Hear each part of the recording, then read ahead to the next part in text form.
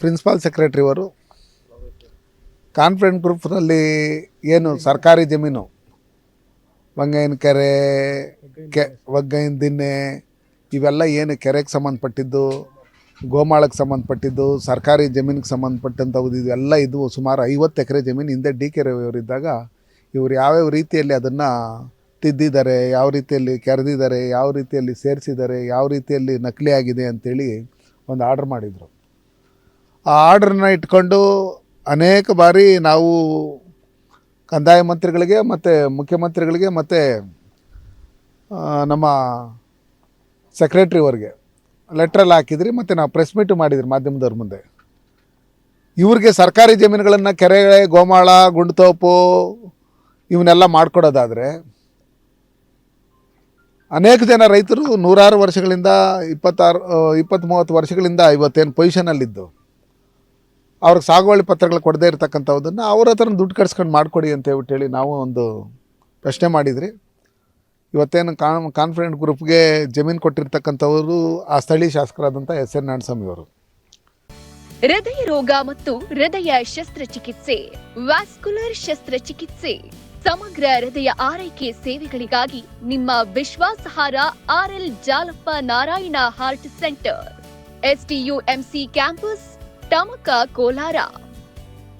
1800300309. ಬಾಕರಾಬು ಅದು ಸರ್ಕಾರದ್ದಲ್ಲ, ಅದು ಅವ್ರದ್ದಲ್ಲ, ಇದರಲ್ಲ. ಬಾಕರಾಬ್ ಇನ್ಯಾರ್ದು? ಸರ್ಕಾರದಲ್ಲದೆ ಇನ್ಯಾರ್ದು? ಎಸ್.ಎನ್. ನಾರಾಯಣಸ್ವಾಮಿ ಅವ್ರದ್ದಾ? ಇಲ್ಲಾಂದ್ರೆ ಕಾನ್ಫಿಡೆಂಟ್ ಗ್ರೂಪ್ ಅವ್ರದ್ದಾ? ಅಲ್ಲಿರ್ತಕ್ಕಂಥ ಕಾಲ್ದಾರಿನ ಮುಚ್ಕೊಂಡಿದ್ದಾರೆ, ಕೆರೆನ ಮುಚ್ಕೊಂಡಿದ್ದಾರೆ, ಗುಂಡ್ತೋಪನ್ನು ಮುಚ್ಕೊಂಡಿದ್ದಾರೆ. ಇದನ್ನೆಲ್ಲ ಮುಚ್ಕೊಂಡು ಸರ್ಕಾರಿ ಜಮೀನುಗಳನ್ನು ಹಿಂದೆ ಏನು ಗುರುತು ಮಾಡಿಕೊಟ್ಟಿದ್ರು ಅದನ್ನು ಬಿಡದೆ ಇವರು ಯಾವ ರೀತಿಯಲ್ಲಿ ಭ್ರಷ್ಟಾಚಾರ ಮಾಡಿದ್ದಾರೆ ಅಂತೇಳ್ಬಿಟ್ಟೇಳಿ ನಾವು ನೋಡಿದ್ದೀರಿ.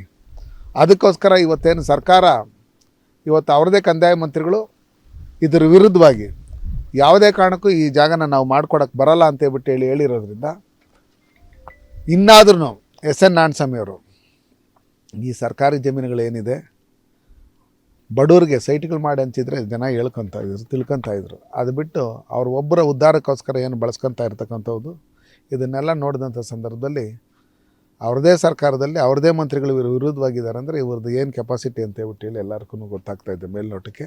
ಅದಕ್ಕೋಸ್ಕರ ಭ್ರಷ್ಟಾಚಾರ ಮಾಡೋದು ಬಿಟ್ಟು ಇನ್ನಾದರೂ ಎಲ್ಲ ಜನಗಳ ಹತ್ರನೂ ಒಳ್ಳೆ ರೀತಿಯಲ್ಲಿ ಕೇಸುಗಳು ಹಾಕ್ಸೋದು, ಎದುರಿಸೋದು, ಬೆದರಿಸೋದು ಇದನ್ನೆಲ್ಲ ಬಿಟ್ಟು ಈ ಸರ್ಕಾರಿ ಜಮೀನುಗಳು ಏನೈತೆ ಅದನ್ನೆಲ್ಲ ಸರ್ಕಾರಕ್ಕೆ ಬಿಟ್ಟು ಒಳ್ಳೆ ರೀತಿಯಲ್ಲಿ ಬಂಗಾರಪೇಟೆ ಜನ ನಡೆಸ್ಕೊಬೇಕು ಅಂತೇಳ್ಬಿಟ್ಟು ಈ ಮೂಲಕ ನಾನು ಹೇಳೋಕ್ಕೆ ಇಷ್ಟಪಡ್ತೀನಿ. ಜನರ ಸಮಸ್ಯೆಗಳು ಮಾತಾಡಬೇಕಾದಂಥ ಶಾಸಕರು ಒಂದು ಖಾಸಗಿ ಕಂಪ್ನಿ ಪರವಾಗಿ ಮಾತಾಡ್ತಾ ಇದ್ದಾರೆ ಅಂತ ಮಾತಾಡ್ತಾರೆ. ಮೊದಲಿಂದನೂ ಅವರು ರಿಯಲ್ ಎಸ್ಟೇಟೇ ಮಾಡ್ತಾ ಇರೋದು. ಆ ರಿಯಲ್ ಎಸ್ಟೇಟ್ಗೆ ಸಂಬಂಧಪಟ್ಟಂಗೆ ಯಾರಿಗೆ ಅವ್ರು ಜಮೀನು ಕೊಟ್ಟಿರ್ತಾರೆ ಅವ್ರಿಗೆ ಸಹಾಯ ಮಾಡಬೇಕು. ಆ ಸಹಾಯ ಮಾಡೋಂಥ ನಿಟ್ಟಿನಲ್ಲಿ ಬಂಗಾರಪೇಟೆ ಸಮಸ್ಯೆನ ಒಂದಿನೂ ಮಾತಾಡಿಲ್ಲ ಅವರು. ಇಂಥದ್ದು ಆಗಬೇಕು, ನಮ್ಮ ರೈಲ್ವೆಯಲ್ಲಿ ಹಿಂಗೆ ಆಗ್ತಾಯಿದೆ, ಇಲ್ಲ ಕಾರ್ಖಾನೆಗಳು ಬರಬೇಕು, ಈ ಥರ ಆಗಬೇಕು ಅಂತೇಳ್ಬಿಟ್ಟು ಹೇಳಿಲ್ಲ. ಕಾನ್ಫಿಡೆಂಟ್ ಗ್ರೂಪ್ ಅವ್ರು ನಮ್ಗೆ 1000 ಜನಕ್ಕೆ ಕೆಲಸ ಕೊಟ್ಟಿದ್ದೀರಿ ಅಂತೇಳ್ಬಿಟ್ಟು ಹೇಳ್ತಾರೆ. ನಾವು ನೋಡಿದ್ದೀರಿ ಕಾನ್ಫಿಡೆಂಟ್ ಗ್ರೂಪಲ್ಲಿ ಅಮ್ಮಮ್ಮ ಆದರೆ ಒಂದು 50ರಿಂದ 100 ಜನ ಕೆಲಸ ಮಾಡ್ಬೋದು.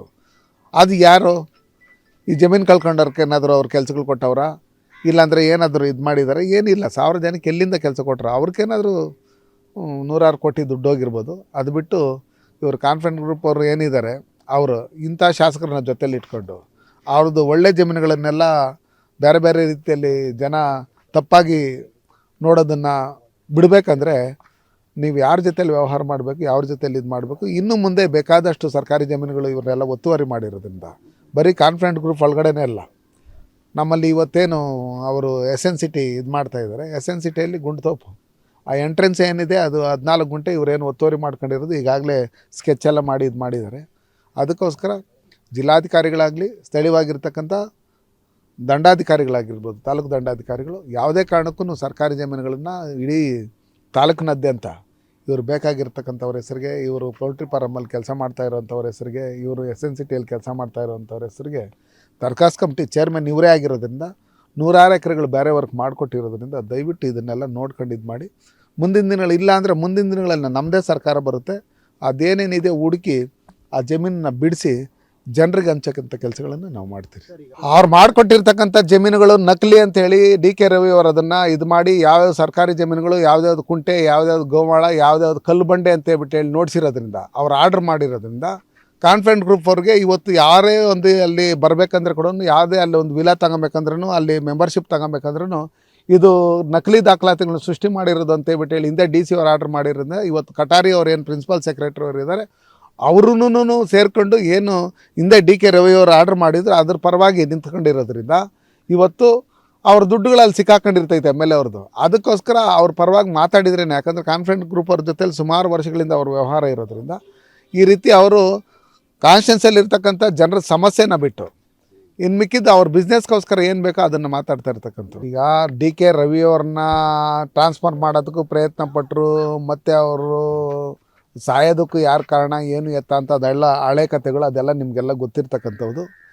ಈಗ SN ನಾರಾಯಣಸ್ವಾಮಿ ಅವ್ರದ್ದು ಏನೂ ನಡೆಯಲ್ಲ. ಅವರು MLA ಆಗಿರ್ಬೋದು, ಇನ್ನೊಂದು ಮತ್ತೊಂದು ಆಗಿರ್ಬೋದು. ಇವತ್ತು ಜನ ಎಚ್ಚೆತ್ಕೊಂಡಿದ್ದಾರೆ. ಬಂಗಾರಪೇಟೆ ಕ್ಷೇತ್ರದ ಜನ ನೆಕ್ಸ್ಟ್ MLA ಎಲೆಕ್ಷನ್ ಯಾವತ್ತು ಬರ್ತಾಯಿತ್ತು ಅಂತ ಕಾಯ್ತಾ ಇದ್ದಾರೆ.